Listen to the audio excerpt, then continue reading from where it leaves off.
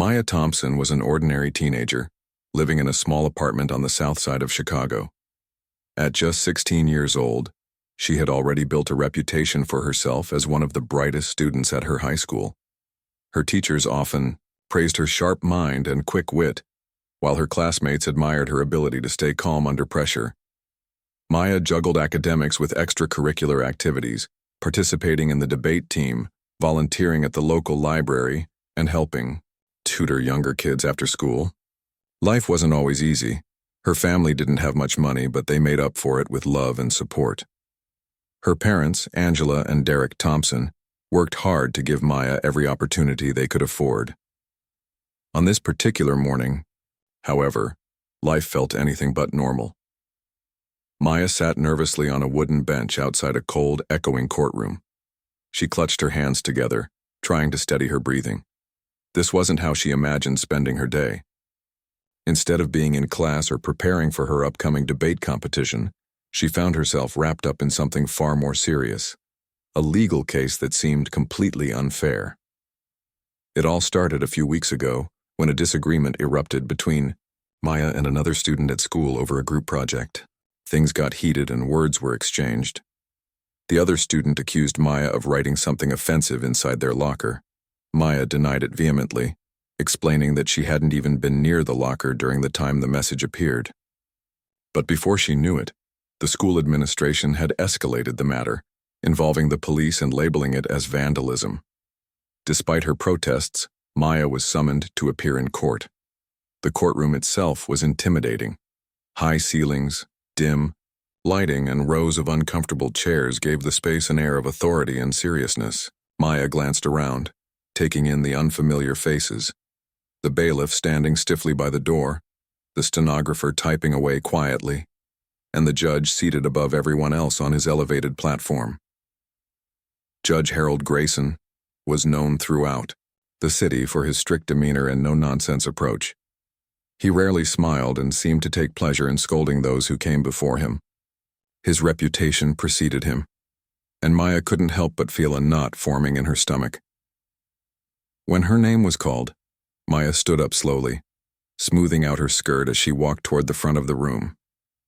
She tried to look confident, but inside, her heart raced. The judge peered down at her through thick glasses, his expression unreadable. "Miss Thompson," he began, his voice sharp and commanding, "you are here today because you stand accused of defacing school property. What do you have to say for yourself?" Maya swallowed hard but spoke clearly. "Your Honor, I didn't write anything in that locker. I don't know who did, but it wasn't me." Her tone was polite yet firm, and she looked directly at the judge as she spoke. However, instead of listening patiently, Judge Grayson leaned forward, his eyes narrowing. "Young lady," he snapped, "do not waste my time with excuses. You've been identified by your peers and there's evidence against you. Do you think I'm going to believe some teenager over documented proof?" Maya's cheeks flushed, red, partly from embarrassment and partly from frustration. She wanted to explain further, to make him understand that she was telling the truth, but the judge cut her off again. "Enough," he barked, slamming his gavel down so hard that the sound echoed through the room. For a moment, everything went silent. Then, without warning, Judge Grayson reached across the bench and delivered a swift slap across Maya's face. Gasps filled the courtroom. Even the bailiff looked shocked, frozen in place. Maya staggered back, clutching her cheek, tears welling up in her eyes. She couldn't believe what had just happened. No one moved or spoke for several seconds, the tension in the room palpable. Finally, Maya's lawyer jumped to his feet, demanding an explanation, but Judge Grayson simply waved him off. "This hearing is adjourned," he declared, standing abruptly and disappearing into his chambers.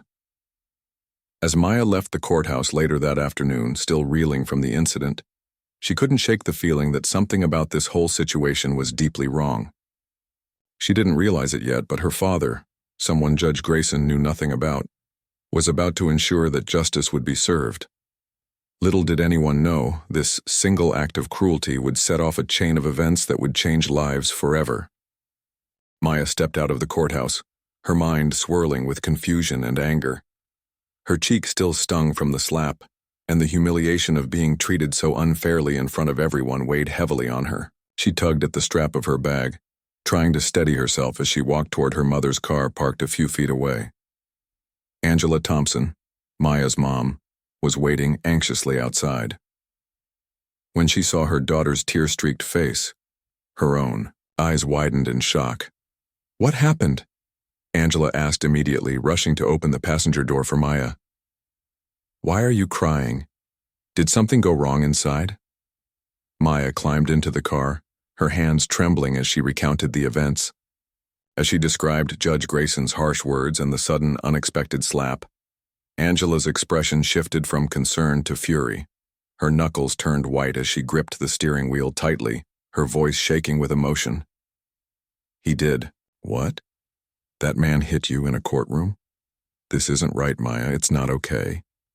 Angela knew they needed help, someone who could fight back against this injustice. Without hesitation, she pulled out her phone and dialed a number she rarely used but always kept saved. Derek Thompson, Maya's father. Though he lived in Washington, D.C. due to his demanding job, Derek had always been deeply involved in his daughter's life.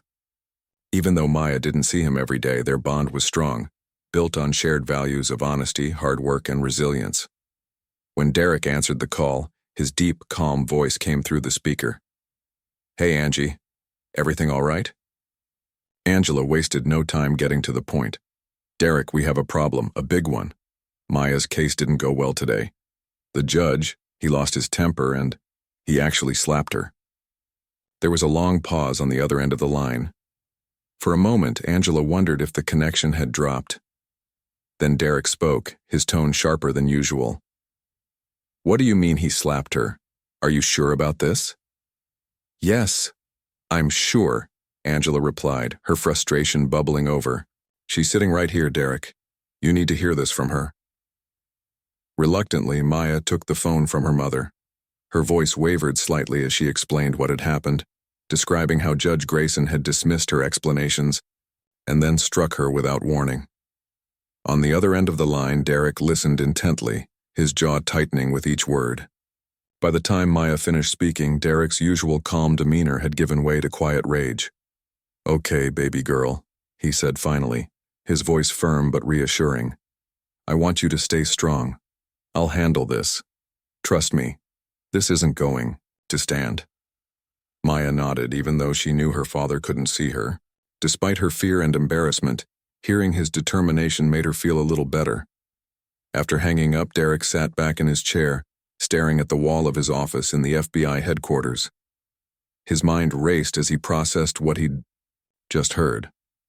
While he prided himself on maintaining professionalism in all aspects of his life, this was personal. Someone had hurt his child, and that crossed a line. Derek decided to act quickly but discreetly. He began by reaching out to trusted colleagues within the bureau, asking them to pull any available security footage from the courthouse. Knowing the importance of keeping his involvement low-key, he framed the request as part of a routine investigation into potential misconduct among public officials. Within hours, grainy video clips arrived on his desk, showing Judge Grayson's actions from multiple angles. The footage confirmed everything Maya had described: the verbal berating, the slamming of the gavel, and finally the slap. As he watched the clip, Derek felt a mix of emotions: anger at the judge's behavior, guilt for not being physically present to protect his daughter, and resolve to ensure justice was served. But he also knew that acting rashly would only complicate matters. Instead, he devised a plan to gather more information about Judge Grayson's background. If there were skeletons in the judge's closet, Derek intended to find them. Over the next few days, Derek worked tirelessly behind the scenes. Using his position as FBI director, he authorized a deeper probe into Judge Grayson's career. Agents combed through old cases he had presided over, looking for patterns of bias or unethical behavior. They discovered troubling inconsistencies, instances where defendants from minority backgrounds received disproportionately harsh sentences compared to their white counterparts. There were also whispers of financial impropriety, including allegations that Grayson had accepted expensive gifts from individuals connected to high-profile lawsuits. Meanwhile, Maya tried to focus on her daily routine, though it wasn't easy. News of the incident spread quickly around school, thanks to classmates who had attended the hearing. Some students offered support, while others whispered cruel comments behind her back. Maya ignored the negativity as best she could, channeling her energy into studying and spending time with her close friends. Still, the memory of Judge Grayson's slap lingered like a shadow, haunting her thoughts. At home, Angela did her best to comfort her daughter. She reminded Maya that they were fighters, just like her father, and that they wouldn't let anyone treat them unjustly. "This isn't the end of the story," Angela told Maya one evening as they sat together on the couch.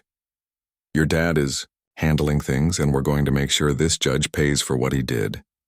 Unbeknownst to Maya and Angela, Derek's efforts were already bearing fruit. Agents uncovered emails linking Judge Grayson to a local businessman embroiled in corruption scandals. These communications suggested that Grayson had used his position to influence court decisions in favor of the businessman in exchange for favors. With each new piece of evidence, Derek grew more confident that they could bring Grayson down, not just for slapping his daughter, but for years of abusing his power. By the end of the week, Derek had assembled a comprehensive dossier on Judge Grayson. It contained not only the courthouse footage but also detailed reports of his unethical practices and questionable associations. Satisfied with the evidence, Derek called a trusted prosecutor within the Department of Justice, sharing the findings and urging them to take action. "This guy thinks he's untouchable," Derek said during the call. "Let's prove him wrong." As the pieces fell into place, Maya remained unaware of the full extent of her father's involvement. All she knew was that her dad had promised to help, and if anyone could deliver on that promise, it was Derek Thompson. For now, she focused on staying strong and believing that justice would prevail. What she didn't realize was that the storm brewing behind the scenes was about to erupt, changing everything for her. Judge Grayson and countless others caught in the web of systemic injustice. Judge Harold Grayson had always prided himself on being untouchable. For years, he had ruled his courtroom with an iron fist, rarely facing consequences for his actions. Whether it was dismissing cases without proper consideration or handing down harsh sentences to those who dared challenge him, Grayson believed he was above reproach. But lately, things had started to feel off. There were whispers in the hallways of the courthouse, hushed conversations among clerks and bailiffs that stopped abruptly whenever he entered a room. At first, he brushed it off as paranoia. After, all judges often dealt with criticism. But then came the anonymous tips. The first one arrived via email late one evening. It contained vague accusations about inconsistencies in his past rulings, particularly involving minority defendants. Grayson deleted the message without giving it much thought, assuming it was just another attempt to rattle him. But the next day, another tip surfaced, this time in the form of a letter slipped under his office door. The letter listed specific cases where his decisions seemed suspiciously biased, along with dates and names. Then came phone calls from unknown numbers, each caller warning him that people are watching. Grayson's confidence began to crack. He convinced himself that these were isolated incidents, likely orchestrated by someone with a grudge. Perhaps a disgruntled lawyer or a defendant unhappy with their sentence. Still, he couldn't shake the feeling that something bigger was brewing. And then, one morning, federal agents showed up at his office. It happened so suddenly that Grayson barely had time to process it. Two men in dark suits approached him as he was leaving the courthouse, flashing badges and introducing themselves as agents from the FBI. They asked if they could speak with him privately about routine matters, their tone polite but firm. Grayson hesitated, his mind racing. What could the FBI possibly want with him? Surely this was some kind of mistake. Reluctantly, he agreed to accompany them to a nearby conference room. Inside, the agents wasted no time getting to the point. They began asking questions about certain cases he had presided over, probing for details about his decision-making process. Grayson grew defensive, insisting that everything he did was within the bounds of the law. When pressed about financial transactions linked to his bank accounts, he sputtered denials, claiming ignorance. But the agents weren't swayed. They presented him with documents, emails, bank statements, even photographs, that painted a damning picture of his connections to corrupt individuals. As the interrogation continued, Grayson's composure crumbled. Sweat beaded on his forehead, and his hands trembled as he flipped through the evidence laid out before him. The agent spoke calmly, almost clinically, explaining that they were conducting an audit of his conduct as a public official. They assured him this was standard procedure, though their piercing stares suggested otherwise. By the time the meeting ended, Grayson was visibly shaken, his usual bravado replaced by fear and uncertainty. Back at home that night, Grayson paced the floor of his study, replaying the events in his mind. Who could have exposed him like this? Was it one of his colleagues? A former employee? Or perhaps someone from his distant past seeking revenge? His thoughts kept circling back to the slap, the incident with that girl in his courtroom. Could she have been connected to someone powerful? The idea seemed absurd. She was just a teenager after all. Yet deep down, Grayson couldn't dismiss the possibility entirely. Meanwhile, behind the scenes, Derek Thompson was orchestrating the investigation with precision. Using his position as FBI director, Derek ensured that every lead was followed meticulously. Agents fanned out across the city, interviewing witnesses, reviewing court records, and tracing financial links. They uncovered a web of corruption that stretched far beyond Grayson himself, implicating lawyers, businessmen, and even other judges. Each new discovery reinforced Derek's belief that this wasn't just about avenging his daughter. It was about dismantling a system that allowed people like Grayson to thrive unchecked. One breakthrough came when agents discovered a series of secret meetings between Grayson and a local real estate tycoon named Victor Langley. Langley had been embroiled in multiple lawsuits over zoning laws and property disputes, yet somehow he always managed to come out ahead. Digging deeper, investigators found evidence that Grayson had accepted lavish gifts from Langley in exchange for favorable rulings. Luxury vacations, expensive watches, even cash payments, all meticulously documented in emails and bank transfers. Another revelation involved Grayson's handling of juvenile cases. Statistical analysis revealed a disturbing pattern. Young defendants from minority backgrounds received disproportionately harsh sentences under his watch, while white defendants often walked away with slaps on the wrist. These findings aligned with Maya's experience, adding weight to her claim that Grayson had treated her unfairly because of her race. As the investigation gained momentum, Derek faced a moral dilemma. On one hand, he wanted to expose Grayson publicly, to ensure the world saw the truth about the man who had humiliated his daughter. On the other hand, he knew the importance of maintaining the integrity of the FBI. If word got out that he was personally involved due to Maya's case, it could undermine the credibility of the entire operation. So, he chose to remain in the shadows, guiding the investigation quietly while letting the evidence speak for itself. Maya, meanwhile, remained largely unaware of the scope of her father's efforts. She noticed subtle changes, a newfound determination in his voice during their nightly calls, the way he reassured her that justice would prevail, but she assumed it was simply his way of comforting her. What she didn't realize was that her father was mobilizing an entire team of agents to take down one of the most powerful figures in the legal system. At school, life slowly returned to normal, or as close to normal as it could be after such a traumatic event. Maya threw herself into her studies, determined not to let the incident derail her future. Her friends rallied around her, offering support and encouragement. Some even joined her in brainstorming ways to raise awareness about systemic racism in the courts. Together they planned a presentation for their debate club, focusing on the need for reform and accountability in the justice system. Despite her resilience, Maya couldn't help but feel uneasy whenever she thought about Judge Grayson. Would he face consequences for what he had done? Or would he continue to wield his power unchecked? She tried to push those thoughts aside, reminding herself to trust in her father's promise. Still, the uncertainty lingered, gnawing at the edges of her mind. Unbeknownst to her, the storm was about to break wide open. Federal agents were closing in on Grayson, gathering enough evidence to bring formal charges against him. The once mighty judge who had spent years believing he was untouchable, was about to learn the hard way that no one, not even a member of the judiciary, is above the law. And as the walls closed in around him, Maya and her family prepared to witness the beginning of a reckoning that would ripple far beyond the confines of a single courtroom. The final pieces of the puzzle were falling into place, and Derek Thompson was ready to strike. The evidence against Judge Harold Grayson was overwhelming. Emails detailing corrupt deals, financial records showing illicit payments, and statistical analyses revealing patterns of racial bias in his rulings. But Derek knew that simply gathering evidence wasn't enough. To ensure justice was served, he needed a strategy that would leave no room for doubt or escape. This wasn't just about punishing one man.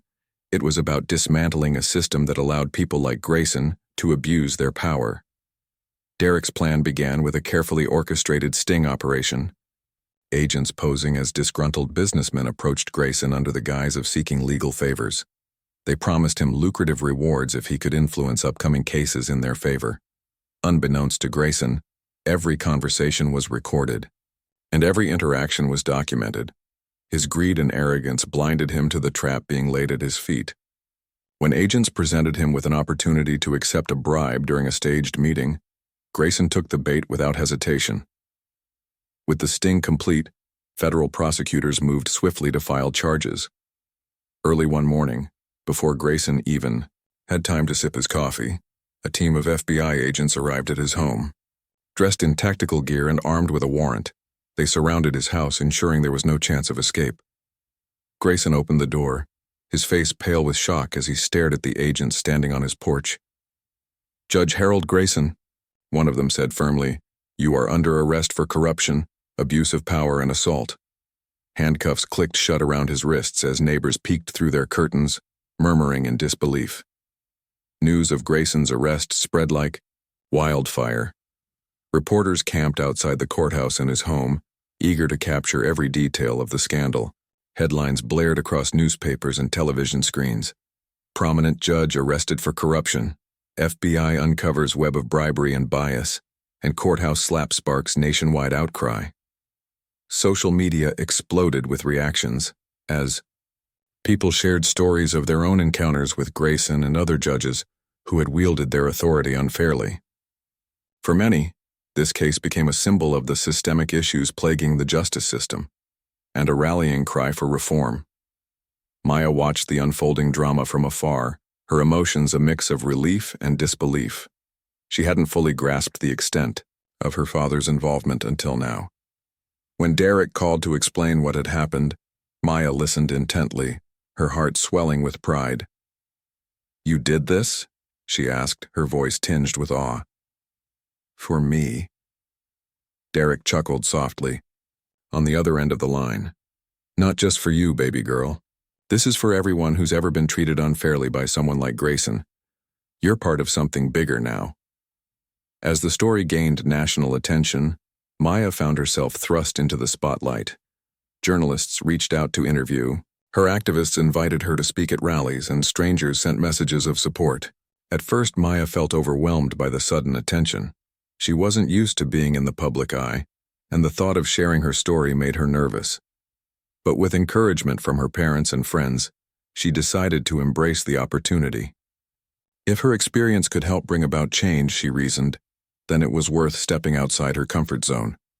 Her first major appearance came at a community forum organized by local advocacy groups. Standing on stage in front of a packed auditorium, Maya took a deep breath and began to speak. Her voice trembled slightly at first, but as she recounted the events leading up to the courtroom incident, her words grew stronger. "I never imagined I'd be here today," she admitted, pausing to look out at the sea of faces. "But when I stood in that courtroom and felt powerless, I realized how many others have felt the same way. People who didn't have anyone fighting for them. People who were silenced because of their race, their background, or their circumstances." The audience erupted into applause, some wiping away tears as Maya continued.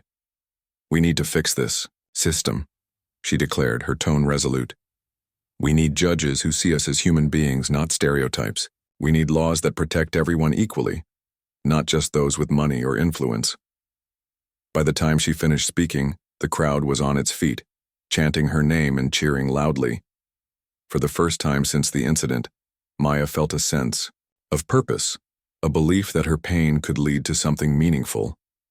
Back in Washington, Derek monitored the fallout from Grayson's arrest. While he was pleased with the progress, he remained vigilant, knowing that true reform required more than taking down one bad actor. He worked tirelessly to push for policy changes within the judicial system, advocating for transparency, accountability, and diversity among judges. He also collaborated with lawmakers to introduce legislation aimed at addressing systemic biases. Though these efforts wouldn't yield immediate results, Derek understood that lasting change took time and persistence. As for Grayson, his downfall was swift and humiliating. Stripped of his title and privileges, he faced trial in a courtroom eerily similar to the one where he had once presided. Prosecutors presented mountains of evidence, painting a damning portrait of a man who had abused his position for personal gain. Witnesses testified about his cruel treatment of defendants, while experts highlighted the disproportionate impact of his rulings on marginalized communities. Throughout the proceedings, Grayson sat slumped in his chair, his usual arrogance replaced by shame and regret. The verdict came weeks later after days of deliberation. When the jury foreman announced that Grayson was guilty on all counts, the courtroom erupted into cheers. Sentencing followed shortly after, with the judge delivering a scathing rebuke. "You betrayed the trust placed in you by the public," the judge said sternly. "Instead of upholding justice, you perverted it for your own benefit. For that, you will spend the next decade behind bars." Grayson lowered his head, unable to meet the eyes of those around him. In the aftermath of the trial, calls for reform echoed across the country. Lawmakers held hearings to examine the broader issues within the judiciary, while advocacy groups launched campaigns to educate the public about systemic racism. Schools incorporated discussions about fairness and equality into their curriculums, inspired by Maya's courage. Even celebrities and influencers joined the movement, using their platforms to amplify the message. For Maya, life slowly returned to a semblance of normalcy, but with a newfound sense of purpose. She threw herself into activism, joining organizations dedicated to criminal justice reform and mentoring young students interested in law. Her dream of becoming a lawyer solidified, driven by a desire to create a world where no one would ever feel powerless in a courtroom again. And though Derek remained busy with his duties as FBI director, he made sure to carve out time for his family. Watching Maya grow into a confident advocate filled him with pride, reinforcing his belief that love and integrity could overcome even the darkest challenges. Together they proved that when faced with injustice, standing up, even in the face of fear, could spark a movement capable of changing lives far beyond their own. The ripple effects of Judge Harold Grayson's downfall continued to spread long after his sentencing. What had started as a single act of cruelty in a courtroom became a catalyst for sweeping changes across the justice system. For Maya Thompson, the journey was far from over, but it had transformed her in ways she never imagined. She was no longer just a high school student trying to navigate life.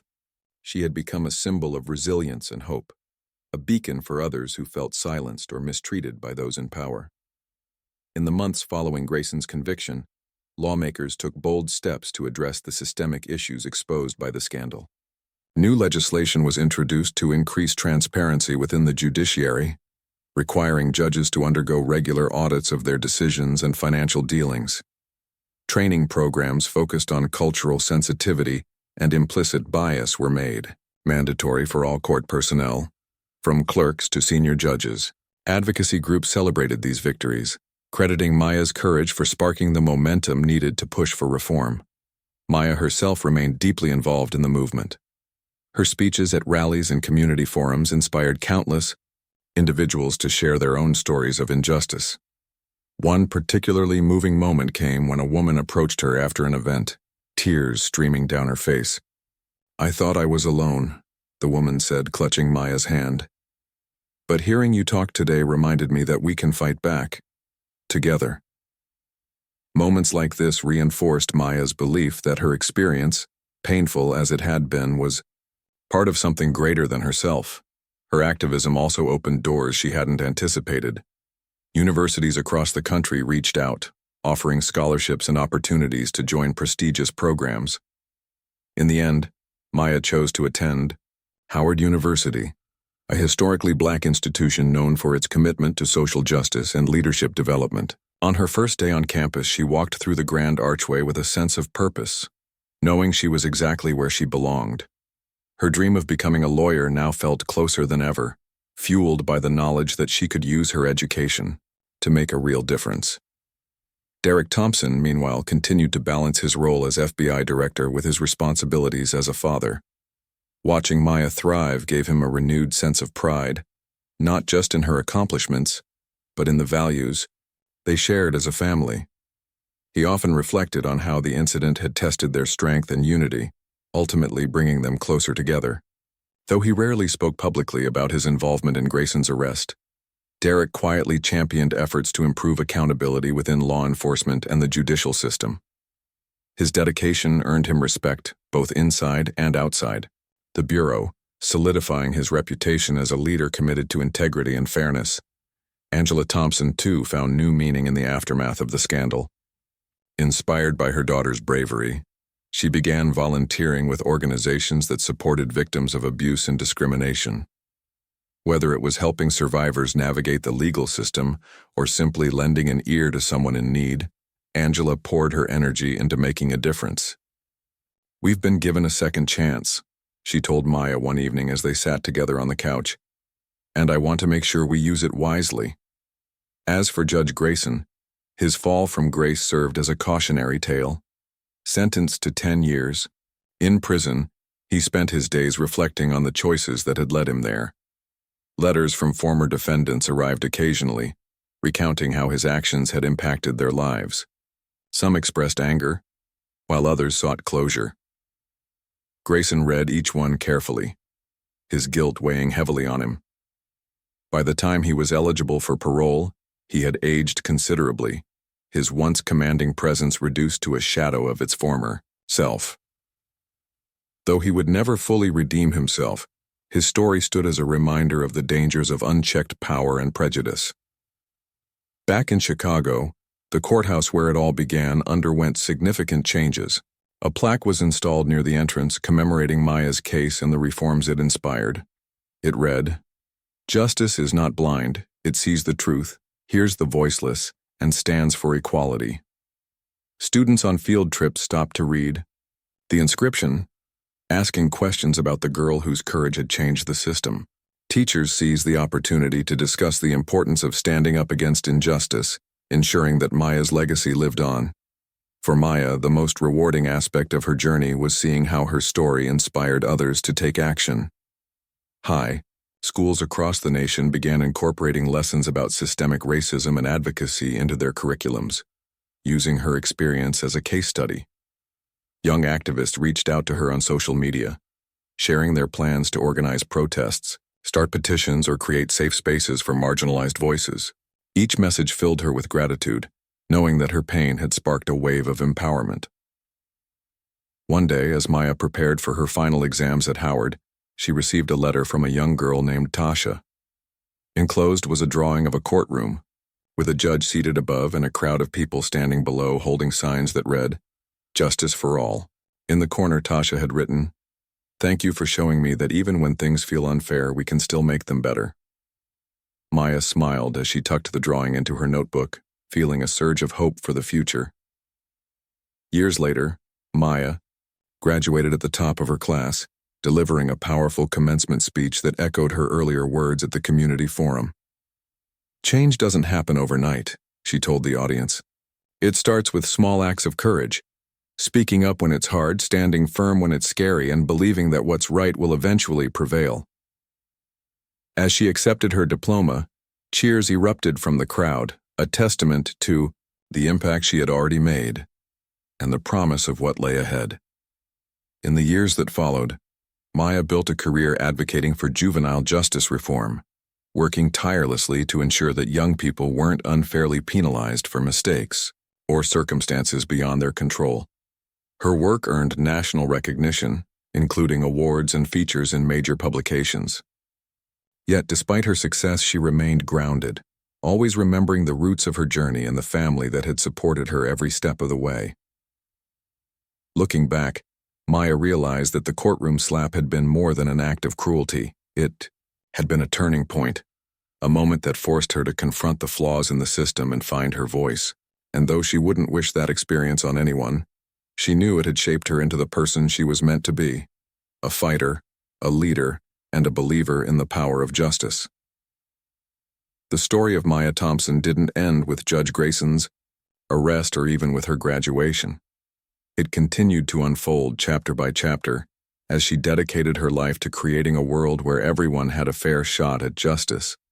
And in doing so, she proved that even the darkest moments could lead to light, if only we have the courage to face them head on.